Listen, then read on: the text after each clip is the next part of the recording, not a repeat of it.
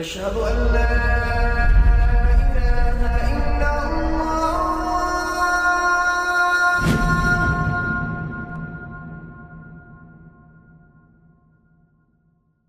Raindrops media পরিবেশিত audio lecture series সেইরাহ। এই সিরিজে আলোচিত হবে পৃথিবীর বুকে শ্রেষ্ঠতম মানুষ রাসূলুল্লাহ মুহাম্মদ সাল্লাল্লাহু আলাইহি ওয়াসাল্লামের জীবন কথা। ইন্নাল হামদালিল্লাহ ওয়াসসালাতু ওয়াসসালামু আলা রাসূলিল্লাহ ওয়া আলা আলিহি ওয়া আসহাবিহি ওয়া সাল্লামা তাসলিমান কাসীরান মাজিদান ইলা ইয়াউমিদ্দিন, আম্মা বা'দ। সিরাত সিরিজে আজকে হচ্ছে অর্ধশত পর্ব। গত 3 পর্বে আমরা আলোচনা করেছি খন্দকের যুদ্ধ আর খন্দকের যুদ্ধের ঠিক পরে ঘটে যাওয়া বনু কুরাইজার অভিযান নিয়ে। এই যুদ্ধ ছিল ইসলামের ইতিহাসে একটা টার্নিং পয়েন্ট। খন্দক যুদ্ধের আগ পর্যন্ত মুসলিমদের লড়াই ছিল অস্তিত্ব রক্ষার লড়াই, কিন্তু এই যুদ্ধের পর একটা ভিন্ন ইতিহাস রচিত হয়। মদিনার ইসলামী রাষ্ট্র এবার টিকে থাকার সংগ্রামকে ছাড়িয়ে আক্রমণাত্মক মেজাজ ধারণ করে। রাজনৈতিক ময়দানে দাবার ছক উল্টে যায়। বিশাল এক সামরিক জোটকে পরাস্ত করার মাধ্যমে স্নায়ুযুদ্ধে মুসলিমরা যোজন যোজন এগিয়ে যায়। আরবের রাজনৈতিক শক্তিগুলো মুসলিমদের বিরুদ্ধে আর কোনো অভিযান পরিচালনা করার মতো সাহস বা মনোভাব হারিয়ে ফেলে। মুসলিমদের বিরুদ্ধে এটাই ছিল কুরাইশদের সর্বশেষ আক্রমণ। ব্যাপারটা এমন ছিল না যে তারা মুসলিমদের প্রতি সহানুভূতিশীল হয়েছে, বরং যুদ্ধে হেরে গিয়ে তারা মনোবল হারিয়ে ফেলে। তাদের শক্তি কমে যায় এবং একটা সময় মুসলিমদের তারা সমীহের চোখে দেখা শুরু করে। অবস্থা এমন দাঁড়ায় যে মুসলিমদের অস্তিত্ব মেনে নেওয়া ছাড়া তাদের আর কোনো উপায় বাকি ছিল না। খন্দক যুদ্ধের প্রায় 1 বছর পর মুসলিম আর কুরাইশদের মধ্যে হুদাইবিয়ার সন্ধি হয়, আর এই সন্ধির মাধ্যমে কুরাইশরা মুসলিমদের অস্তিত্বকে কার্যত স্বীকার করে নেয়। আল্লাহ তাআলা সূরা আলে ইমরানে বলেন, ইসবিরু ওয়া সবিরু, অর্থাৎ তোমরা ধৈর্য ধারণ করো এবং এই ধৈর্যে অন্যের সাথে প্রতিযোগিতা করো। অর্থাৎ শুধু ধৈর্য ধরাটাই যথেষ্ট নয়, বরং এমন ধৈর্য ধরা চাই যেন ধৈর্যশীল শত্রুর সাথেও পেরে ওঠা সম্ভব হয়। বদর, উহুদ, খন্দক 3টি বড় বড় যুদ্ধে যখন মুসলিমরা ধৈর্যের সাথে মোকাবেলা করল, তখন কাফিররাই মানসিকভাবে ক্লান্ত আর হতাশ হয়ে পড়ে। এই কারণে আবু সুফিয়ান আর কখনোই মদিনার বিরুদ্ধে সেনাবাহিনী জড়ো করতে সক্ষম হয়নি। খন্দকের যুদ্ধের মধ্য দিয়ে মুসলিমরা একটি কঠিন সময় পার করে। এটা ছিল টিকে থাকার সময়। যদিও বলা হয়ে থাকে হিজরতের সাথে সাথেই ইসলামী রাষ্ট্র প্রতিষ্ঠিত হয়, কিন্তু এর শুরুর বছরগুলো ছিল শঙ্কা, গোপনীয়তা আর নিরাপত্তাহীনতার বছর। প্রতিষ্ঠা লগ্নে মদিনা রাষ্ট্র কোনো সমৃদ্ধ শক্তিশালী রাষ্ট্র ছিল না। ত্রিমুখী আক্রমণের শঙ্কায় মদিনার পরিবেশ থমথমে হয়ে থাকত। একদিকে মক্কার কুরাইশ, আরেকদিকে ইহুদি গোত্রগুলো, অন্যদিকে বেদুইনরা। সে সময়টা সাহাবীরা অস্ত্র পাশে রেখে ঘুমাতেন। সময়টা এতটাই অনিরাপদ ছিল। মদিনায় ইসলামী রাষ্ট্র প্রতিষ্ঠার পর প্রথম 5টা বছর ছিল খুবই কঠিন, কিন্তু মুসলিমরা ছিলেন দৃঢ়পদ। তারা সাহস হারাননি, আল্লাহর ওপর ভরসা করেছেন। তাই সময়ের পরিক্রমায় খন্দকের পর মুসলিমরা শক্ত অবস্থানে পৌঁছতে সক্ষম হয়। এরপর থেকে মুসলিমদের আর পেছনে ফিরে তাকাতে হয়নি, কেবলই এগিয়ে যাওয়া। এই যুদ্ধের পর আল্লাহ রাসূল সাল্লাল্লাহু আলাইহি ওয়াসাল্লাম বলেন, এখন থেকে আমরা তাদের উপর আক্রমণ করব, তারা আর আমাদের আক্রমণ করতে পারবে না। খন্দকের যুদ্ধের সাথে সাথে মদিনার পররাষ্ট্রনীতিতে একটা বড় পরিবর্তন ঘটে। সেটা হচ্ছে আক্রমণাত্মক জিহাদের সূচনা। খন্দকের আগের জিহাদগুলো ছিল মূলত রক্ষণাত্মক। এই যুদ্ধের মাধ্যমে মদিনা থেকে ইহুদিদের সর্বশেষ গোত্রটিকে সরিয়ে দেয়া হয়। মদিনার ভেতর শত্রু বলতে বাকি থাকল কেবল মুনাফিকরা। বলা যেতে পারে খন্দকের যুদ্ধের মাধ্যমে ইসলামী রাষ্ট্র কৈশোর থেকে যৌবনে পদার্পণ করল। তবে আজকে আমাদের পর্বে আমরা কোনো প্রকার জিহাদ বা রাজনৈতিক ঘটনা নিয়ে আলোচনা করব না। আজকের পর্বে আমরা রাসূলুল্লাহ সাল্লাল্লাহু আলাইহি ওয়াসাল্লামের একটি বিয়ে নিয়ে আলোচনা করব, আর সেটি হচ্ছে যায়নাব রাদিয়াল্লাহু আনহুর সাথে বিয়ে। এই বিয়ে নিয়ে আলাদাভাবে আলোচনা করা হচ্ছে এই কারণে যে এই বিয়েকে কেন্দ্র করে ইসলাম বিদ্বেষীরা রাসূলুল্লাহ সাল্লাল্লাহু আলাইহি ওয়াসাল্লামের চরিত্রে কালিমা লেপন করতে চায়। আমরা আগেই বলেছি, নবীজের যে 2টো বিয়ে নিয়ে ইসলামের শত্রুরা সবচেয়ে বেশি সমালোচনা করে সেগুলো হচ্ছে আয়েশা রাদিয়াল্লাহু আনহা এবং যায়নাব রাদিয়াল্লাহু আনহার সাথে বিয়ে। এই 2টো বিয়েই সরাসরি আল্লাহর নির্দেশে সম্পাদিত হয়েছে। আজকের পর্বে আমরা যায়নাব রাদিয়াল্লাহু আনহার সাথে নবীজি সাল্লাল্লাহু আলাইহি ওয়াসাল্লামের বিয়ের কাহিনী এবং এই কাহিনীর সাথে সম্পর্কিত যাবতীয় আগের ও পরের বিষয় নিয়ে আলোচনা করব ইনশাআল্লাহ। প্রথমে আমরা জানব যায়নাব রাদিয়াল্লাহু আনহা সম্পর্কে। তার পুরো নাম জাইনাব বিনতে জাহাশ। তিনি ছিলেন প্রথম যুগের একজন মুসলিমা। সম্ভ্রান্ত পরিবারের এই নারী ছিলেন জাহাশ বিন রিবাব এবং আমিনা বিনতে আব্দুল মুত্তালিবের কন্যা। উহুদের একজন শহীদ আবদুল্লাহ বিন জাহাশের ঘটনা আমরা আলোচনা করেছি। জাইনাব ছিলেন তাঁরই বোন, আর সম্পর্কের দিক থেকে তিনি ছিলেন রাসূলুল্লাহ সাল্লাল্লাহু আলাইহি ওয়াসাল্লামের ফুফাতো বোন। মদিনায় একদম প্রথম দিকে যারা হিজরত করেছিলেন তাদের মধ্যে একজন ছিলেন জাইনাব। তিনি তার তাকওয়ার জন্য পরিচিত ছিলেন। তিনি দিনে রোজা রাখতেন, রাতে সালাতে দাঁড়াতেন, পা ব্যথা হয়ে যেত, তবু সালাত ছাড়তে চাইতেন না। আর তার অন্তর ছিল উদার, দান করতেন হাত খুলে। তার দানের চমৎকার একটা বর্ণনা দিয়েছেন মা আয়েশা রাদিয়াল্লাহু আনহা। সতীন হিসেবে আয়েশার সবচেয়ে যোগ্য প্রতিদ্বন্দ্বী ছিলেন জাইনাব রাদিয়াল্লাহু আনহা। কিন্তু জাইনাব এতই গুণী একজন নারী ছিলেন যে খোদ আয়েশাও তার সতীনের প্রশংসা না করে পারেননি। আয়েশা জাইনাবের ব্যাপারে বলেন, দিনদারিতার বিচারে জাইনাবের মতো অসাধারণ আর কোনো নারীকে দেখিনি। তাকওয়া বলো, সত্যবাদিতায় বলো, তিনি ছিলেন সেরা। আত্মীয় স্বজনের প্রতি তার যে দরদ ছিল তেমনটাও আর কারো মাঝে দেখিনি। দান করার ক্ষেত্রে সবার চেয়ে এগিয়ে ছিলেন। দান করার সময় কখনও নিজের কথা ভাবতেন না। এভাবেই আল্লাহর নৈকট্য অর্জন করেছিলেন এই বান্দি। হ্যাঁ, দোষ বলতে একটা দোষ তার ছিল, চট করে রেগে যেতেন, প্রচণ্ড রেগে যেতেন। তবে সেই রাগ কখনোই খুব দীর্ঘক্ষণ স্থায়ী হতো না। জাইনাবের দানশীলতা নিয়ে একটা মজার গল্প আছে। আয়েশা রাদিয়াল্লাহু আনহা বলেন, একবার রাসূলুল্লাহ সাল্লাল্লাহু আলাইহি ওয়াসাল্লাম আমাদের বললেন, তোমাদের মধ্যে যার হাত সবচাইতে লম্বা সেই সবার আগে আখিরাতে আমার সাথে মিলিত হবে। এই কথা শুনে তারা সবাই নিজেদের হাতের দৈর্ঘ্য মাপতে শুরু করে দিলেন, দেখা যাক কার হাত বেশি লম্বা। আসলে হাত লম্বা বলতে রাসূলুল্লাহ সাল্লাল্লাহু আলাইহি ওয়াসাল্লাম বুঝিয়েছিলেন কে কত বেশি সাদাকা করে। বিষয়টি বুঝতে পেরে আয়েশা রাদিয়াল্লাহু আনহা বলেন, আমাদের মধ্যে সবচাইতে লম্বা হাত ছিল জাইনাবের। রাসূলুল্লাহ সাল্লাল্লাহু আলাইহি ওয়াসাল্লামের স্ত্রীদের মধ্যে সবচেয়ে বেশি সাদাকা করতেন জাইনাব রাদিয়াল্লাহু আনহা। আল্লাহ রাসূল সাল্লাল্লাহু আলাইহি ওয়াসাল্লামের এই কথাটিও সত্যি হয়। রাসূলুল্লাহ সাল্লাল্লাহু আলাইহি ওয়াসাল্লামের মৃত্যুর পর উম্মুল মুমিনিনদের মধ্যে তিনিই সবার আগে মারা যান। রাসূলুল্লাহ সাল্লাল্লাহু আলাইহি ওয়াসাল্লাম চাইলেন তার এই ফুফাতো বোনকে পালক পুত্র যায়েদ বিন হারিসা রাদিয়াল্লাহু আনহুর সাথে বিয়ে দিতে। এর পেছনে একটা কারণ ছিল। তৎকালীন আরবে বংশমর্যাদায় পার্থক্য থাকলে বিয়ে হতো না। যায়েদ অতীতে ছিলেন একজন দাস। রাসূলুল্লাহ সাল্লাল্লাহু আলাইহি ওয়াসাল্লাম তাকে মুক্ত করে দিয়েছিলেন এবং পালক পুত্র হিসেবে গ্রহণ করেন। অন্যদিকে জাইনাব কুরাইশদের সম্ভ্রান্ত পরিবারের কন্যা। সামাজিক মর্যাদায় দুজনের মাঝে বিশাল পার্থক্য। সে সময় আরবরা স্বাধীন হওয়া দাসকে খুব একটা সম্মানে চোখে দেখত না। কিন্তু এটা ইসলামের শিক্ষা নয়। ইসলামে ধনী গরিব, উচ্চ বংশ, নিম্ন বংশ, সাদা কালো এসবের ভিত্তিতে মর্যাদা নির্ধারিত হয় না, বরং ইসলামে কারো মর্যাদা নির্ধারিত হয় তার তাকওয়ার দ্বারা। আর তাই রাসূলুল্লাহ সাল্লাল্লাহু আলাইহি ওয়াসাল্লাম চাইলেন আরবদের বৈষম্যমূলক মনোভাব বদলে যাক। মুসলিমরা যেন তাকওয়া দিয়ে মানুষকে বিচার করে, বংশমর্যাদা দিয়ে নয়। আর তাই তিনি নিজ পরিবার, নিজ আত্মীয়দের দিয়েই স্রোতের বিপরীতে যাওয়ার সূচনা করেন। জাইনাবের কাছে তিনি যায়েদকে বিয়ের প্রস্তাব দিলেন। জাইনাব প্রথমে রাজি হলেন না।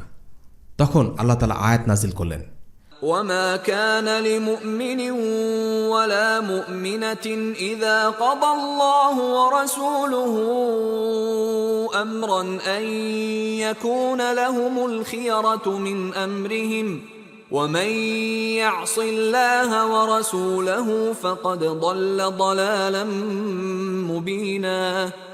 আল্লাহ ও তার রাসূল কোনো কাজের আদেশ করলে কোনো ঈমানদার পুরুষ ও ঈমানদার নারীর সে বিষয়ে ভিন্ন কোনো সিদ্ধান্তের অধিকার থাকবে না।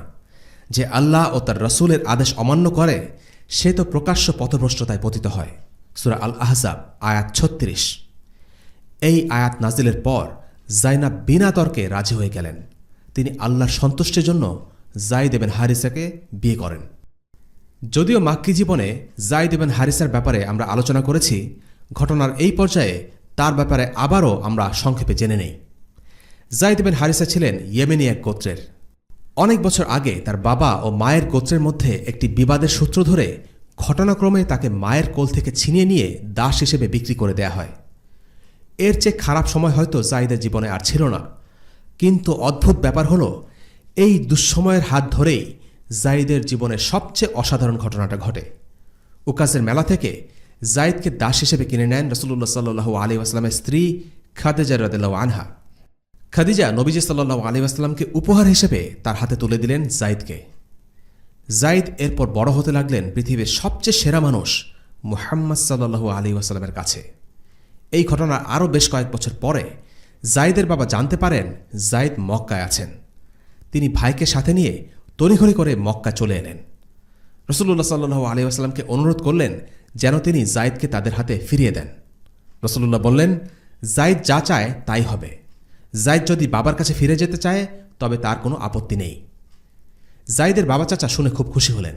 তারা ভাবতেই পারেননি এত সহজে রাসূলুল্লাহ সাল্লাল্লাহু আলাইহি ওয়াসাল্লাম রাজি হবেন। রাসূলুল্লাহ সাল্লাল্লাহু আলাইহি ওয়াসাল্লাম যায়েদকে ডেকে তার মতামত জানতে চাইলেন। যায়েদ বহুদিন পর আপনজনদের দেখলেন। বাবা চাচাকে দেখেই চিনতে পারলেন। কিন্তু তাদের দুজনকে অবাক করে দিয়ে যায়েদ বললেন, আমি আমার বাবা চাচার চাইতে আপনার সাথে থাকা বেশি পছন্দ করি। আল্লাহ রাসূল সাল্লাল্লাহু আলাইহি ওয়াসাল্লাম এরপর যায়েদকে নিজের সন্তান হিসেবে ঘোষণা করলেন এবং তাকে মুক্ত করে দিলেন। কাউকে পালক হিসেবে গ্রহণ করা খুব বেশি আনকমন ঘটনা ছিল না, কিন্তু তাকে সন্তান হিসেবে ঘোষণা দেয়া একটা আনকমন ঘটনা ছিল। হয়তো বহু বছরে একবার ঘটত। রাসূলুল্লাহ সাল্লাল্লাহু আলাইহি ওয়াসাল্লাম তাই করলেন এবং এর মাধ্যমে যায়েদ ইবনে হারিসা অফিসিয়ালি কুরাইশদের একজন হয়ে গেলেন। নবীজি সাল্লাল্লাহু আলাইহি ওয়াসাল্লাম সবার মাঝে গিয়ে উন্মুক্তভাবে এই ঘোষণা দেন। যায়েদ ইবনে হারিসা হয়ে গেলেন যায়েদ ইবনে মুহাম্মদ, একজন স্বাধীন ব্যক্তি। যায়েদের বাবার প্রথমে খুব মন খারাপ ছিল। ছেলেকে এতদিন পরে পেলেন, কিন্তু ছেলে বাবার কাছে আসতে চাইল না। কিন্তু এই দৃশ্য দেখে তারা কিছুটা আশ্বস্ত হলেন। যায়েদকে রেখে ফিরে গেলেন। যায়েদ প্রথম যুগের মুসলিমদের একজন। বদর, উহুদ, খন্দক গুরুত্বপূর্ণ সবগুলো যুদ্ধে তিনি অংশ নিয়েছিলেন। নিজের সন্তানতুল্য দায়িত্ববান সাহসী এই যুবককেই রাসূলুল্লাহ সাল্লাল্লাহু আলাইহি ওয়াসাল্লাম তার ফুফাতো বোন জাইনাবের জন্য পছন্দ করলেন। বংশমর্যাদায় দুজনের মধ্যে জাইনাব এগিয়ে থাকলেও দিনদারিতা, চরিত্র আর তাকওয়ায় দুজনে ছিলেন অনেক এগিয়ে। তাই বংশের কারণে উঁচু বা নিচু চোখে দেখার যে আরবদের প্রথা ছিল, সে প্রথাকে ভেঙে দিতে আল্লাহ রাসূল সাল্লাল্লাহু আলাইহি ওয়াসাল্লাম তার পরিবারের 2 সদস্যকে বেছে নিলেন। নিচু বংশের সাথে কারো সংসার করার ব্যাপারে মানুষের যে অস্বস্তি কাজ করত, সেই অস্বস্তিটুকু যেন এর মাধ্যমে মুছে যায়। কিন্তু দুজনের সংসারে বনিবনা হল না। স্বামী স্ত্রী দুজনে দিনদার হলেই যে সংসার সুখের হবে এমন কোনো কথা নেই। তাদের সংসার টিকেছিল মাত্র 1 বছর। এমন না যে তাদের দুইজন দিনদার ছিলেন না, বরং তাদের দিনদারিতা নিয়ে কোনো প্রশ্নই নেই।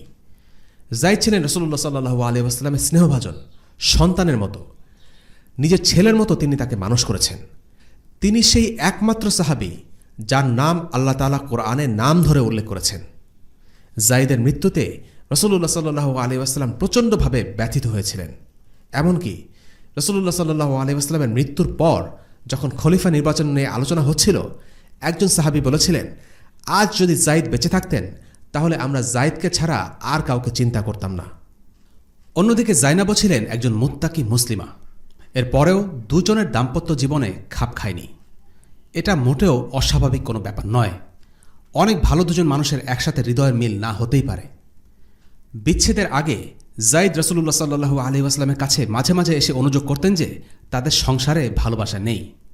রাসূলুল্লাহ সাল্লাল্লাহু আলাইহি ওয়াসাল্লাম যায়েদকে ধৈর্য ধরতে বলতেন আল্লাহকে ভয় করো। কিন্তু শেষ পর্যন্ত তাদের মধ্যে সংসার টিকল না। তারা দুজনেই সংসার না চালানোর ব্যাপারে সিদ্ধান্ত নিলেন। দুজনের সম্বন্ধীতে যায়েদ জাইনাবকে তালাক দেন। যায়েদের সাথে জাইনাবের বিচ্ছেদের পর নবীজির সাথে জাইনাবের বিয়ে হয়। সেই ঘটনা জানার আগে আমাদের বুঝে নেওয়া প্রয়োজন সেই যুগে দত্তক সন্তানের ব্যাপারটি কেমন ছিল। তৎকালীন আরব সমাজে দত্তক নেয়ার রীতি খুবই স্বাভাবিক একটা ব্যাপার ছিল। কিন্তু দত্তক নেয়া বলতে আমরা বর্তমান সময়ে যেমনটা বুঝি, তৎকালীন আরবে তেমনটা ছিল না। সে সময়ে যদি কোনো ব্যক্তি কাউকে দত্তক হিসেবে নিত, তাহলে পালক ছেলে বা পালক মেয়ে দত্তক গ্রহণকারী নিজের ছেলে বা মেয়ের মতো সমস্ত অধিকার লাভ করত। তারা দত্তক গ্রহণকারীর বংশনাম গ্রহণ করত, সম্পত্তিতে উত্তরাধিকার লাভ করত।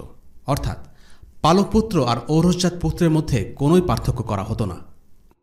পালক পুত্রের তালাকপ্রাপ্ত স্ত্রীকে বিয়ে করা ছিল জাহিলিয়াতের সংস্কৃতিতে হারাম, একেবারেই মেনে নেয়ার মতো না। যেমনটা নিজের ঔরসজাত পুত্রকে কেউ বিয়ে করে না। অর্থাৎ সত্যিকারের পিতা পুত্রের যেমন সম্পর্ক, সেটাই তাদের উপর প্রযোজ্য হতো। কিন্তু ইসলাম এসে সেই নিয়মগুলো বদলে দেয়। আল্লাহ তাআলা বলেন, ما جعل الله لرجل من قلبين في جوفه وما جعل أزواجكم اللائي تظاهرون منهن أمهاتكم وما جعل أدعياءكم أبناءكم ذلكم قولكم بأفواهكم والله يقول الحق وهو يهدي السبيل ادعوهم لآبائهم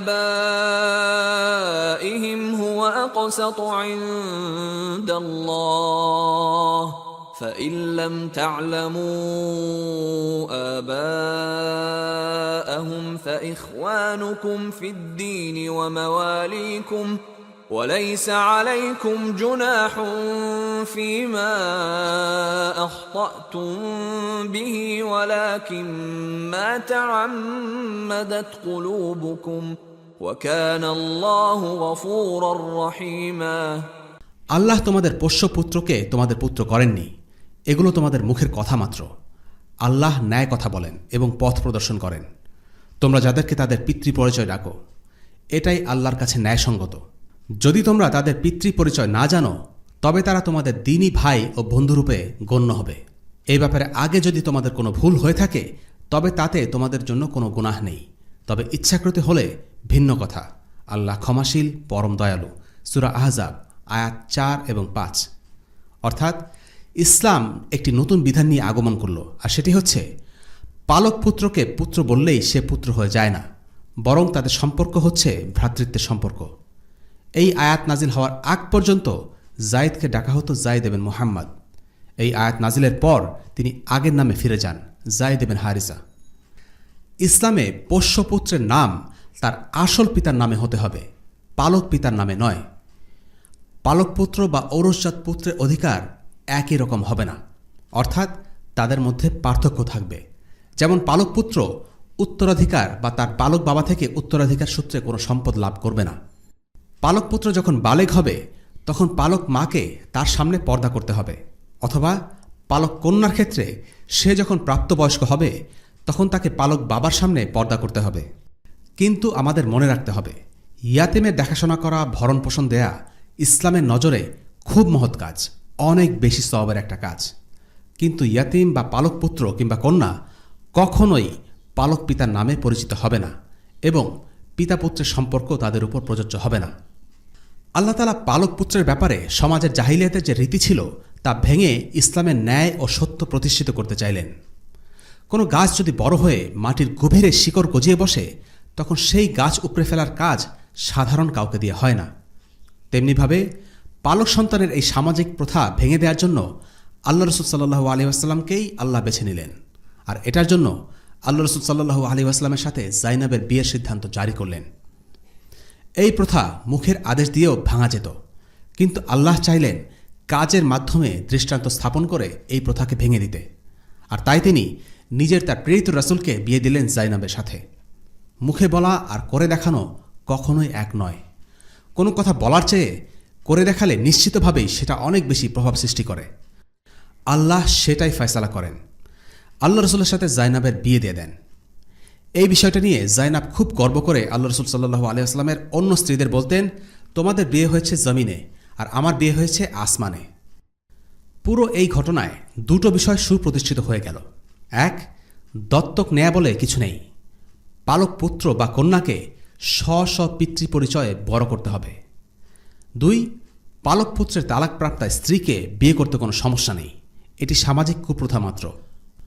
আয়াত নাজিল হওয়ার পর রাসূলুল্লাহ সাল্লাল্লাহু আলাইহি ওয়াসাল্লাম যায়েদ ইবনে হারিসাকেই বিয়ের প্রস্তাব নিয়ে জাইনাবের কাছে পাঠান। ইবন হাজার আল আসকালানী রাহিমাহুল্লাহ এই বিয়ের প্রস্তাব নিয়ে যায়েদকে পাঠানোর ব্যাপারটাকে হিকমা হিসেবে উল্লেখ করেছেন, যাতে মুনাফিক আর অজ্ঞদের কাছে এই বিষয়টা পরিষ্কার হয় যে রাসূলুল্লাহ সাল্লাল্লাহু আলাইহি ওয়াসাল্লাম যায়েদকে বাধ্য করেননি জাইনাবকে তালাক দিতে।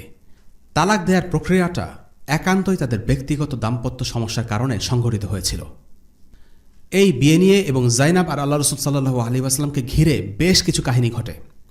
কাহিনীগুলো রটায় সে যুগের মুনাফিকরা, আর এই যুগের ইসলাম বিদ্বেষীরা এই ঘটনাকে পুঁজি করে রাসূলুল্লাহ সাল্লাল্লাহু আলাইহি ওয়াসাল্লামের চরিত্র হননের চেষ্টা করে।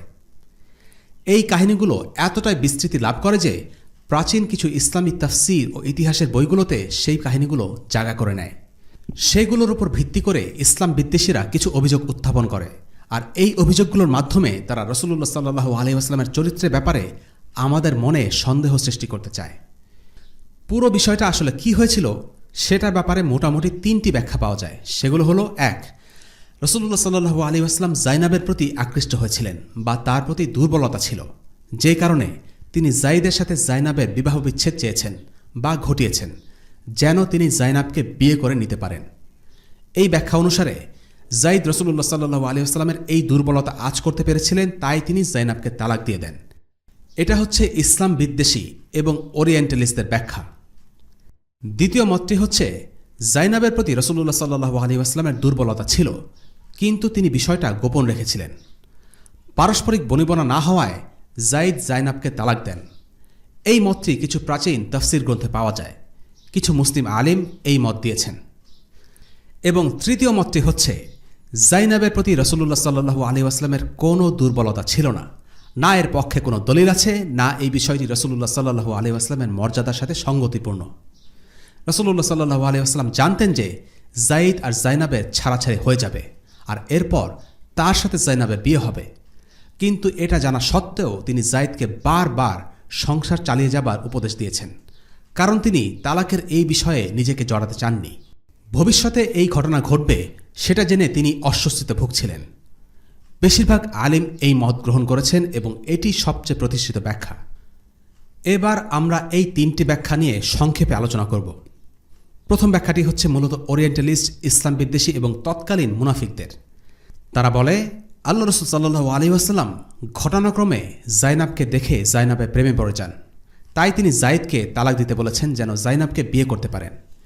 এর জবাব হচ্ছে, জাইনাব রাদিয়াল্লাহু আনহা নতুন কেউ নন। আল্লাহ রাসূল সাল্লাল্লাহু আলাইহি ওয়াসাল্লাম অনেক আগে থেকেই জাইনাবকে চিনতেন। তখনও হিজাবের আয়াত নাজিল হয়নি, তিনি জাইনাবকে আগেই দেখেছেন। বিয়ে করতে চাইলে তিনি আগেই জাইনাবকে বিয়ে করতে পারতেন। আর রাসূলুল্লাহ সাল্লাল্লাহু আলাইহি ওয়াসাল্লাম নিজেই চেয়েছেন যায়েদের সাথে জাইনাবের বিয়ে হোক। তাদের সংসারে যখন বনিবনা হচ্ছিল না, তখনও আল্লাহ রাসূল সাল্লাল্লাহু আলাইহি ওয়াসাল্লাম যায়েদকে বারবার বলেছেন যেন তিনি সংসার করার চেষ্টা চালিয়ে যান। তিনি যদি জাইনাবের প্রতি আগ্রহী থাকতেন, তিনি আগেই তাকে বিয়ে করে নিতে পারতেন। তিনি সেটা করেননি। তিনি যদি জাইনাবের প্রতি আগ্রহী থাকতেন, তাহলে যায়েদকে বারবার সংসার চালিয়ে যাবার উপদেশ দিতেন না। কাজেই তাদের এই সমালোচনা পুরোপুরি ভিত্তিহীন, অবান্তর। আল্লামা শফিউর রহমান মোবারকপুরী রাহিমাহুল্লাহ তাদের এই সমালোচনার কারণ নিয়ে একটি গুরুত্বপূর্ণ মন্তব্য করেছেন। তিনি বলেছেন, মুনাফিকরা এই ধরনের কথাবার্তা ছড়িয়েছিল কারণ তারা বুঝতে পারছিল অস্ত্রের জোরে মুসলিমদের পরাজিত করা সম্ভব নয়। তাই তারা নতুন কৌশল হিসেবে রাসূলুল্লাহ সাল্লাল্লাহু আলাইহি ওয়াসাল্লামের চরিত্র হননের চেষ্টা চালায়, যেন তার প্রতি মানুষের সম্মান ও ভক্তি নষ্ট হয়ে যায়। অর্থাৎ তাদের এই অপপ্রচার ছিল রাজনৈতিক উদ্দেশ্য প্রণোদিত। দ্বিতীয় ব্যাখ্যাটি হল, রাসূলুল্লাহ সাল্লাল্লাহু আলাইহি ওয়াসাল্লামের জাইনাবের প্রতি দুর্বলতা ছিল। এর প্রমাণ হিসাবে বেশ কিছু হাদিস উপস্থাপন করা হয়। এই হাদিসগুলোর একাধিক ভার্সন আছে। এই ক্ষেত্রে সবচেয়ে বিখ্যাত যে ঘটনাটা উল্লেখ করা হয় সেটা হলো, একদিন রাসূলুল্লাহ সাল্লাল্লাহু আলাইহি ওয়াসাল্লাম যায়েদ ইবনে হারিসার বাড়িতে গেলেন। তখন পর্দার বিধান নাজিল হয়নি। যায়েদ বাড়িতে ছিলেন না। যায়েদের স্ত্রী জাইনাব দরজা খুলে রাসূলুল্লাহ সাল্লাল্লাহু আলাইহি ওয়াসাল্লামের সাথে কথা বললেন। সেখানে জাইনাবকে দেখে রাসূলুল্লাহ সাল্লাল্লাহু আলাইহি ওয়াসাল্লাম আকৃষ্ট হলেন। অনেকের দাবি হলো তারই ফলাফল হিসেবে পরবর্তীতে যায়েদ জাইনাবকে তালাক দেন, কিংবা যায়েদ মনে করেছেন রাসূলুল্লাহ সাল্লাল্লাহু আলাইহি ওয়াসাল্লাম জাইনাবের ব্যাপারে আগ্রহী, তাই তিনি জাইনাবকে তালাক দিতে চেয়েছেন। এই ধরনের হাদিস একাধিক আছে, যেগুলো পড়লে মনে হতে পারে যে জাইনাবকে দেখে রাসূলুল্লাহ সাল্লাল্লাহু আলাইহি ওয়াসাল্লামের ভালো লেগে যায় এবং তার প্রতি তিনি আকৃষ্ট হয়ে পড়েন। কিন্তু এই হাদিসগুলো 3টি কারণে গ্রহণযোগ্যতা পায় না।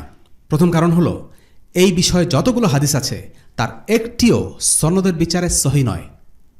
দ্বিতীয় কারণ হলো, এ বিষয়ে একাধিক হাদিস থাকলেও হাদিসগুলোর মাঝে মতন অর্থাৎ বর্ণনায় ভিন্নতা এতই বেশি যে এই হাদিসগুলো সম্মিলিতভাবে সহি বা শক্তিশালী হবার কোনো সম্ভাবনা নেই। উল্টো হাদিসগুলো জাল হবার সম্ভাবনাই বেশি। তৃতীয় কারণ হলো, এই হাদিসে আল্লাহ রাসূল সাল্লাল্লাহু আলাইহি ওয়াসাল্লামের ব্যাপারে যে বর্ণনা এসেছে সেগুলো আল্লাহ রাসূল সাল্লাল্লাহু আলাইহি ওয়াসাল্লামের মর্যাদার সাথে যায় না। আল্লাহ রাসূল সাল্লাল্লাহু আলাইহি ওয়াসাল্লাম একজন মানুষ ছিলেন সত্যি। যদি তার কাউকে ভালো লেগে যায় সেটাও অসম্ভব নয়, কারণ অন্তরের উপরে মানুষের নিয়ন্ত্রণ থাকে না। কিন্তু একজন নবীর জন্য সঙ্গত বা শোভনীয় নয় যে তিনি কারো প্রেমে পড়ে যাবেন। এই হাদিসগুলো প্রথম যুগের কিতাবগুলোতে উল্লেখ করা আছে সত্যি, পরবর্তী যুগের আলিমরা সেগুলো যাচাই করেছেন, পরীক্ষা করেছেন এবং সেগুলো গ্রহণ করেননি। সনদ মতনের বিচারে এই ব্যাখ্যা টেকে না যে আল্লাহ রাসূল সাল্লাল্লাহু আলাইহি ওয়াসাল্লাম জাইনাবের প্রেমে পড়েছেন। এবার আসা যাক কোরআনের কথায়। কোরআন এই প্রসঙ্গে কি বলে? সূরা আহজাবে আল্লাহ বলছেন, وَإِذْ تَقُولُ لِلَّذِي أَنْعَمَ اللَّهُ عَلَيْهِ وَأَنْعَمْتَ عَلَيْهِ أَمْسِكْ عَلَيْكَ زَوْجَكَ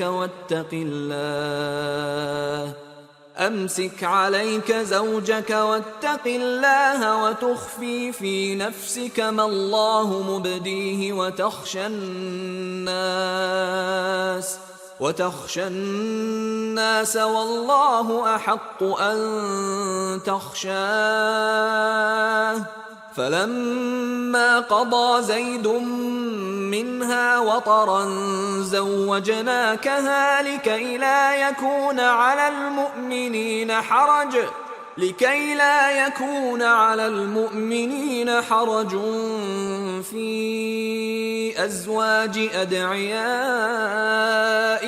إذا قضوا منهن وطرا وكان أمر الله مفعولا। আর স্মরণ করো আল্লাহ যার উপর নিয়ামত দিয়েছিলেন এবং তুমিও যার প্রতি অনুগ্রহ করেছিলে। তুমি যখন তাকে বলেছিলে তোমার স্ত্রীকে নিজের কাছে রেখে দাও এবং আল্লাহকে ভয় করো, আর তুমি অন্তরে যা গোপন রাখছ আল্লাহ তা প্রকাশকারী, এবং তুমি মানুষকে ভয় করছ, অথচ আল্লাহই অধিকতর হকদার যে তুমি তাকে ভয় করবে। অতঃপর যায়েদ যখন তার স্ত্রীর সাথে বিবাহ সম্পর্ক ছিন্ন করল, তখন আমি তাকে তোমার সাথে বিবাহ বন্ধনে আবদ্ধ করলাম, যাতে পালক পুত্রদের স্ত্রীদের ব্যাপারে মুমিনদের কোনো অসুবিধা না থাকে যখন তারা তাদের স্ত্রীদের সাথে বিবাহ সম্পর্ক ছিন্ন করে, আর আল্লাহর আদেশ কার্যকর হয়ে থাকে। সূরা আহজাব আয়াত ৩৭। প্রশ্ন হচ্ছে, আয়াতের এই অংশ আপনি অন্তরে এমন বিষয় গোপন করছিলেন যা আল্লাহ পাক প্রকাশ করে দেবেন। আপনি লোকনিন্দা ভয় করছিলেন, অথচ আল্লাহকেই অধিক ভয় করা উচিত। এই অংশে আল্লাহ রাসূল সাল্লাল্লাহু আলাইহি ওয়াসাল্লাম কি গোপন করছিলেন? বিতর্ক এই বিষয় নিয়েই। দ্বিতীয় ব্যাখ্যায় যারা বিশ্বাস করেন তাদের মতে আল্লাহ রাসূল সাল্লাল্লাহু আলাইহি ওয়াসাল্লাম যেটা গোপন করেছিলেন সেটা হচ্ছে জাইনাবের প্রতি তার দুর্বলতা। তাদের মতে তিনি তার দুর্বলতার কথাটি গোপন করেছিলেন। আর বেশিরভাগ আলিম, অর্থাৎ যারা তৃতীয় ব্যাখ্যাটি গ্রহণ করেছেন, তাদের মতে আল্লাহ রাসূল সাল্লাল্লাহু আলাইহি ওয়াসাল্লাম যা গোপন করেছিলেন সেটা তার অনুভূতি নয়, বরং সেটা ছিল তার এই জ্ঞান যে ভবিষ্যতে তার সাথে জাইনাবের বিয়ে হবে। আর যেহেতু জাইনাব ছিল তার পালক পুত্রের স্ত্রী, বিষয়টি মানুষ সহজভাবে নেবে না, তা ভেবে ভবিতব্য এই ঘটনার কথা গোপন করেছেন। কাজে আমরা কোরআন দিয়ে বোঝার চেষ্টা করব রাসূলুল্লাহ সাল্লাল্লাহু আলাইহি ওয়াসাল্লাম কি গোপন করেছেন, তার অনুভূতি নাকি ভবিষ্যতের একটি ঘটনা। আল্লাহ তাআলা বলছেন, আপনি অন্তরে এমন বিষয় গোপন করেছিলেন যা আল্লাহ প্রকাশ করে দেবেন। এর সবচেয়ে চমৎকার ব্যাখ্যা দিয়েছেন আল বাগাওয়ী। তিনি বলেছেন, আল্লাহ এখানে বলেছেন রাসূলুল্লাহ সাল্লাল্লাহু আলাইহি ওয়াসাল্লাম একটা বিষয় গোপন করেছেন, আল্লাহ বলেছেন তিনি সেটা প্রকাশ করে দেবেন। তাহলে আমরা কি দেখছি? আল্লাহ আসলে কি প্রকাশ করে দিয়েছেন? বাস্তবে আল্লাহ যা প্রকাশ করেছেন সেটা হলো রাসূলুল্লাহ সাল্লাল্লাহু আলাইহি ওয়াসাল্লামের সাথে জাইনাবের বিয়ে হওয়াটা। অন্যান্য যেসব গল্প রটানো হয়েছে সেসব তো আল্লাহ প্রকাশ করেননি। আল্লাহ প্রকাশ করেননি রাসূলুল্লাহ সাল্লাল্লাহু আলাইহি ওয়াসাল্লামের জাইনাবের প্রতি কোনো দুর্বলতা ছিল। সুতরাং এই এক ব্যাখ্যাতেই আর কোরআনের এই আয়াত দিয়ে স্পষ্ট হয় যে জাইনাবের সাথে পরবর্তীতে রাসূলুল্লাহ সাল্লাল্লাহু আলাইহি ওয়াসাল্লামের বিয়ে হবে, এটা তিনি জানতেন, কিন্তু সেটা তিনি প্রকাশ করেননি। প্রসিদ্ধ তাফসীরগুলো এই ব্যাখ্যাটি গ্রহণ করেছেন। যেমন আলী জাইনুল আবিদিন ইবন হুসাইন বলেন, আল্লাহ নবীকে বলেছেন যে জাইনাব তার স্ত্রী হবেন, কিন্তু এর পরেও জাইদ যখন জাইনাবের ব্যাপারে অভিযোগ নিয়ে আসতেন তখন নবীজি বলতেন, আল্লাহকে ভয় করো এবং তোমার স্ত্রীকে সাথে রাখো। এই প্রসঙ্গে আল্লাহ বলছেন, আপনি এমন বিষয় গোপন করেছেন যা আল্লাহ প্রকাশ করে দেবেন। আল সাআলাবী এই প্রসঙ্গে বলেন যে আল্লাহ বলেছেন যা গোপন করা হয়েছে তা তিনি প্রকাশ করে দেবেন। আল্লাহ কখনও তার অঙ্গীকার ভঙ্গ করেন না। আমরা যা দেখি তা হল আল্লাহ তাআলা নবীজির সাথে জাইনাবের বিয়ে হওয়া ছাড়া আর কিছুই প্রকাশ করেননি। যদি জাইনাবের প্রতি নবীজির দুর্বলতা থাকত তাহলে আল্লাহ সেটা প্রকাশ করে দিতেন। এ থেকে প্রমাণ হয় যেই কারণে নবীজিকে তিরস্কার করা হয়েছিল সেটি হচ্ছে তিনি জাইদকে বলেছিলেন তোমার স্ত্রীকে সাথে রাখো, অথচ তিনি জানতেন জাইদের স্ত্রী তার স্ত্রী হবে। কাজেই তিনি গোপন করেছিলেন সেটা যেটা আল্লাহ তাকে জানিয়েছিলেন। তাই তিনি লজ্জার কারণে যায়েদকে বলতে পারেননি যে তোমার স্ত্রী শীঘ্রই আমার স্ত্রী হবে। আজ-জুহরি, বকর বিন কুশাইরি, হাকিমা তিরমিজি, কাদ ইবিন আরাবি, ইবনুল কাইয়ুম, ইবিন কাসির, ইবিন হাজার তাদের প্রত্যেকে এই ব্যাখ্যায় একমত। তাদের মতে রাসূলুল্লাহ সাল্লাল্লাহু আলাইহি ওয়াসাল্লাম যেটি গোপন করেছেন সেটি হচ্ছে একটি তথ্য বা একটি জ্ঞান। তিনি জানতেন যে তার সাথে জাইনাবের বিয়ে হবে। এই বিষয়টি তিনি গোপন করেছেন, তিনি তার দুর্বলতা গোপন করেননি। রাসূল সাল্লাল্লাহু আলাইহি ওয়াসাল্লাম এবং জাইনাবকে ঘিরে যেসব গল্প ফাঁদা হয়, প্রসিদ্ধ মুফাসসির এবং ইতিহাসবিদ ইবন কাসির রাহিমাহুল্লাহ সেসব বর্ণনা উল্লেখ করাটাই সমীচীন মনে করেননি। তিনি তার কিতাবে বলেই দিয়েছেন, অমুক অমুক এই বিষয়ে কিছু বর্ণনা করেছেন যেগুলো সহি নয়, এখানে আমরা এগুলো উল্লেখ করতে চাই না। একটা প্রশ্ন আসতে পারে, রাসূলুল্লাহ সাল্লাল্লাহু আলাইহি ওয়াসাল্লাম কেন গোপন করেছেন? সেটাও আল্লাহ কোরআনের আয়াতে বলেছেন। তিনি মানুষ কী ভাববে এটা নিয়ে ভয় পাচ্ছিলেন। আমরা আগেই বলেছি, আরব সমাজে পালক পুত্রকে নিজের পুত্র হিসেবেই ধরা হতো। নিজের ছেলের মতো পালক পুত্ররাও সম্পত্তির ভাগ পেত, তাদের পালক পিতার কুনিয়া ধরে ডাকা হতো, যা আল্লাহ পরবর্তীতে আয়াত নাজিলের মাধ্যমে রহিত ঘোষণা করেছেন। কিন্তু পালক পুত্রের অবস্থান ইসলামে 10 জন দিনী ভাইয়ের মতো। এই বাস্তবতা আরও শক্তভাবে মানুষের মনে গেঁথে নেয়ার জন্য আল্লাহ ইচ্ছে করলেন রাসূলুল্লাহ সাল্লাল্লাহু আলাইহি ওয়াসাল্লামের সাথে পালক পুত্র যায়েদের তালাকপ্রাপ্তা স্ত্রী জাইনাবের বিয়ে দেবেন, যাতে মানুষ ভালোভাবে বুঝতে পারে যে পালক পুত্রের অবস্থান দিনী ভাইয়ের মতোই। তার তালাকপ্রাপ্তা স্ত্রীকে বিয়ে করা জায়েজ এবং এতে নাক ছিটকানোর কিছু নেই। কিন্তু রাসূল সাল্লাল্লাহু আলাইহি ওয়াসাল্লামের জন্য এটা কিছুটা বিব্রতকর পরিস্থিতি ছিল, যে কারণে তিনি ব্যাপারটা প্রকাশ্যে আনেননি যতক্ষণ না আল্লাহ নিজে আয়াত নাজিল করে জাইনাবের সাথে বিয়ের ঘোষণা দেন। উস্তাদ সৈয়দ কুতুব রাহিমাহুল্লাহ এই ব্যাপারে মন্তব্য করেছেন, জাইনাবের সাথে রাসূলুল্লাহ সাল্লাল্লাহু আলাইহি ওয়াসাল্লামের বিয়ে হবে এটা ঠিক ওয়াহি হিসেবে আগে রাসূলের কাছে আসেনি, তবে তিনি বিষয়টা বুঝতে পেরেছিলেন। যদি ওয়াহি হিসেবে আসতো তিনি কোনোভাবেই গোপন করতেন না, যা আমরা পরবর্তীতে দেখেছি। যখনই আল্লাহ জাইনাবের সাথে বিয়ের ঘোষণা দিয়েছেন, সাথে সাথে তিনি জাইনাবের কাছে বিয়ের প্রস্তাব পাঠিয়েছেন। এই ঘটনার মাধ্যমে ইসলামের শত্রুদের আরও একটি অপপ্রচারের জবাব দেওয়া সম্ভব। তাদের একটি বড় অপপ্রচার হল আল্লাহ রাসূল সাল্লাল্লাহু আলাইহি ওয়াসাল্লাম নিজে কোরআন রচনা করেছেন। এই অপবাদ নিয়ে আলোচনার বিশাল জায়গা রয়েছে।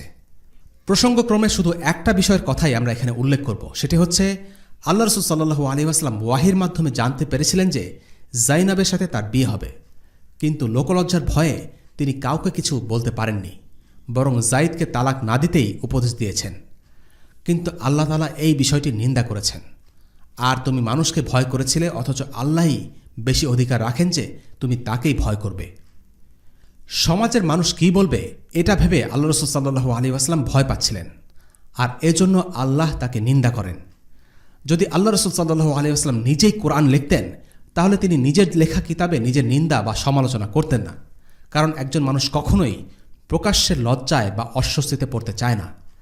কিন্তু এই আয়াতটি ছিল রাসূলুল্লাহ সাল্লাল্লাহু আলাইহি ওয়াসাল্লামের জন্য কিছুটা অস্বস্তিকর, কেননা এখানে আল্লাহ তাআলা মৃদু ভাষায় তাকে তিরস্কার করেছেন। এই প্রসঙ্গে মা আয়েশার একটি চমৎকার মন্তব্য এখানে উল্লেখযোগ্য। যদি আল্লাহ রাসূল সাল্লাল্লাহু আলাইহি ওয়াসাল্লাম কোরআনের কোনো আয়াত গোপন করতেন, তবে তিনি তাকে নিন্দা করার এই আয়াতটি মানুষের কাছে গোপন করতেন। যাই হোক, অবশেষে রাসূলুল্লাহ সাল্লাল্লাহু আলাইহি ওয়াসাল্লামের সাথে জাইনাবের বিয়ে হলো, ওয়ালিমা হলো।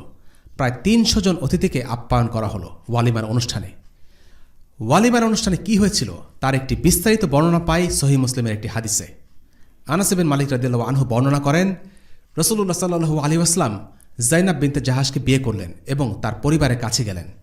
আমার মা উম্মে সুলাইম রাদিয়াল্লাহু আনহা হায়েস অর্থাৎ খেজুর, চর্বি আর দুধের তৈরি একটি খাবার তৈরি করেছিলেন এবং সেটা একটা ছোট পাত্রে রেখে আমাকে বললেন, আনাস, এটা রাসূলুল্লাহ সাল্লাল্লাহু আলাইহি ওয়াসাল্লামের কাছে নিয়ে যাও এবং তাকে বলো আমার মা আপনার খেদমতে এই খাবার পাঠিয়েছেন এবং আপনাকে সালাম পৌঁছিয়েছেন। আরও বলবে যে তিনি বলেছেন, ইয়া রাসূলুল্লাহ, আপনার জন্য আমাদের পক্ষ থেকে এটা অতি সামান্য। আনাস রাদিয়াল্লাহু আনহু বলেন, আমি হায়েস নিয়ে রাসূলুল্লাহ সাল্লাল্লাহু আলাইহি ওয়াসাল্লামের কাছে গেলাম এবং বললাম, ইয়া রাসূলুল্লাহ, আমার মা আপনাকে সালাম দিয়েছেন এবং বলেছেন আমাদের পক্ষ থেকে আপনার জন্য এটা অতি সামান্য। তিনি বললেন, এটা রাখো। তারপর বললেন, যাও অমুক অমুককে দাওয়াত দাও আর সেসব লোককে দাওয়াত দাও যাদের সাথে তোমার দেখা হবে। আনাস রাদিয়াল্লাহু আনহু বললেন, তখন আমি সে লোকদের দাওয়াত দিলাম এবং যাদের সাথে দেখা হলো তাদেরকেও দাওয়াত দিলাম। সাবিত রাদিয়াল্লাহু আনহু বললেন, আমি আনাস রাদিয়াল্লাহু আনহুকে জিজ্ঞেস করলাম আমন্ত্রিত লোক সংখ্যা কত ছিল। তিনি বললেন, প্রায় 300। রাসূলুল্লাহ সাল্লাল্লাহু আলাইহি ওয়াসাল্লাম আমাকে বললেন, আনাস, হায়েসের পাত্রটি নিয়ে এসো। আনাস রাদিয়াল্লাহু আনহু বলেন, দাওয়াত পাওয়া লোকেরা সবাই আসলো। পুরো ঘর আর সুফফার চত্বর ভরে গেল। রাসূলুল্লাহ সাল্লাল্লাহু আলাইহি ওয়াসাল্লাম বললেন, তোমরা 10 জন করে প্রত্যেকেই এই পাত্র থেকে নিজের সামনের স্থান থেকে খাবার খেতে শুরু করো। আনাস রাদিয়াল্লাহু আনহু বললেন, সকলেই খেয়ে তৃপ্ত হলেন। তিনি বলেন, একদল গেল আর একদল প্রবেশ করল, এভাবে সকলে খাবার খেল। তারপর তিনি আমাকে বললেন, আনাস, হায়েসের পাত্রটি উঠাও। তিনি বলেন, এরপর আমি পাত্রটি তুলে নিলাম। পাত্রটি রাখার সময় আমি বুঝতে পারলাম না যে খাবার কি আগের চাইতে বেড়ে গেল কিনা। কিছু লোক রাসূলুল্লাহ সাল্লাল্লাহু আলাইহি ওয়াসাল্লামের ঘরে বসে কথাবার্তা বলতে লাগলো, আর রাসূলুল্লাহ সাল্লাল্লাহু আলাইহি ওয়াসাল্লাম সেখানে বসা ছিলেন এবং তার সহধর্মিণী জাইনাব দেয়ালের দিকে করে পিছনে ফিরে রইলেন। তাদের উপস্থিতি তার কাছে কষ্টকর মনে হলো। তারপর তিনি তার অন্যান্য স্ত্রীর কাছে বেরিয়ে গেলেন এবং কিছুক্ষণ পর তিনি এলেন। লোকগুলো দেখল যে রাসূলুল্লাহ সাল্লাল্লাহু আলাইহি ওয়াসাল্লাম ফিরে এসেছেন এবং তারা বুঝতে পারল যে তাদের এভাবে বসে থাকা নবীজির জন্য কষ্টদায়ক হচ্ছে। তখন তারা তাড়াতাড়ি দরজার দিকে এগিয়ে গেল এবং সবাই বেরিয়ে গেল। তখন রাসূলুল্লাহ সাল্লাল্লাহু আলাইহি ওয়াসাল্লাম এলেন এবং পর্দা টেনে দিলেন এবং পর্দার ভিতরে প্রবেশ করলেন। আমি ঘরে বসে রইলাম। কিছুক্ষণের মধ্যে তিনি আমার কাছে ফিরে এলেন। তখন এই আয়াত নাজিল হয়। রাসূলুল্লাহ সাল্লাল্লাহু আলাইহি ওয়াসাল্লাম বের হয়ে আয়াত লোকদের কাছে পাঠ করলেন। يا أيها الذين آمنوا لا تدخلوا بيوت النبي إلا أن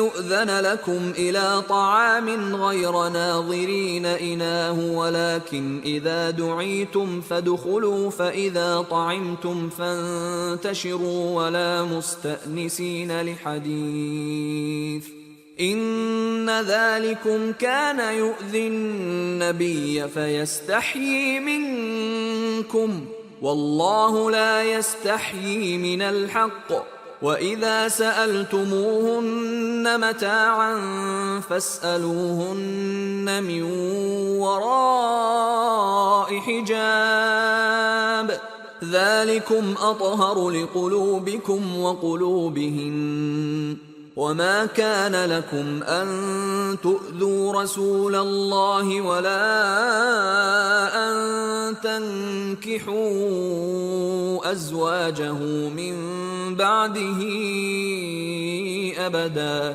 إن ذلكم كان عند الله عظيما হে মুমিনগণ, তোমরা নবীর ঘরসমূহে প্রবেশ করো না। অবশ্য যদি তোমাদেরকে খাবারের অনুমতি দেয়া হয় তাহলে প্রবেশ করো খাবারের প্রস্তুতির জন্য অপেক্ষা না করে। আর যখন তোমাদেরকে ডাকা হবে তখন তোমরা প্রবেশ করো এবং খাবার শেষ হলে চলে যাও, আর কথাবার্তায় লিপ্ত হয়েও না, কারণ তা নবীকে কষ্ট দেয়। সে তোমাদের বিষয়ে সংকোচ বোধ করে, কিন্তু আল্লাহ সত্য প্রকাশে সংকোচ বোধ করেন না। আর যখন নবী পত্নীদের কাছে তোমাদের কোনো সামগ্রী চাইবে তখন পর্দার আড়াল থেকে চাইবে। এটি তোমাদের ও তাদের অন্তরের জন্য অধিকতর পবিত্র। আর আল্লাহ রসুলকে কষ্ট দেয়া এবং তার মৃত্যুর পর তার স্ত্রীদেরকে বিয়ে করা কখনো তোমাদের জন্য সঙ্গত নয়। নিশ্চয়ই এটি আল্লাহর কাছে গুরুতর পাপ। সূরা আহজাব আয়াত 53। এটাই ছিল রাসূলুল্লাহ সাল্লাল্লাহু আলাইহি ওয়াসাল্লামের স্ত্রীদের মধ্যে সবচেয়ে বড় পরিসরের এবং উত্তম ওয়ালিমা। এই ওয়ালিমায় অতিথিদের মাংস আর রুটি দিয়ে আপ্যায়ন করা হয়েছিল। জাইনাব রাদিয়াল্লাহু আনহার একটি ঘটনা দিয়ে আমরা আজকের পর্বের ইতি টানছি। খলিফা ওমর ইবনুল খাত্তাব রাদিয়াল্লাহু আনহুর আমলে সবচেয়ে বেশি রাষ্ট্রীয় ভাতা পেতেন উম্মুল মুমিনিন অর্থাৎ আল্লাহ রাসূল সাল্লাল্লাহু আলাইহি ওয়াসাল্লামের স্ত্রীরা। পরিমাণে যা ছিল 12,000 দিরহাম। জাইনাবের কাছে যখন এই অর্থ আসত তখন তিনি আফসোস করতেন, দুনিয়ার এই সম্পদের ফিতনার ভয় করতেন এবং এই পুরো অর্থ তার দাসকে দিয়ে বলতেন, যাও অমুকের কাছে যাও, অমুকের কাছে যাও, এভাবে যতক্ষণ না পর্যন্ত সমস্ত দিরহাম শেষ হচ্ছে। এই খবর যখন ওমর রাদিয়াল্লাহু আনহুর কাছে পৌঁছল তিনি উম্মুল মুমিনিন জাইনাবের সাথে দেখা করতে গেলেন।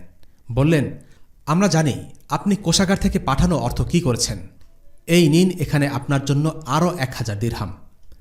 পরে দেখা গেল এই 1000 দিরহামও জাইনাব দান করে দেন এবং আল্লাহর কাছে তিনি দোয়া করেন, হে আল্লাহ, এই সম্পদ যেন আগামী বছর আমাকে দেখতে না হয়। নিশ্চয়ই এই দিরহাম হল ফিতনা। আল্লাহ তাআলা জাইনাবের দোয়া কবুল করেছিলেন।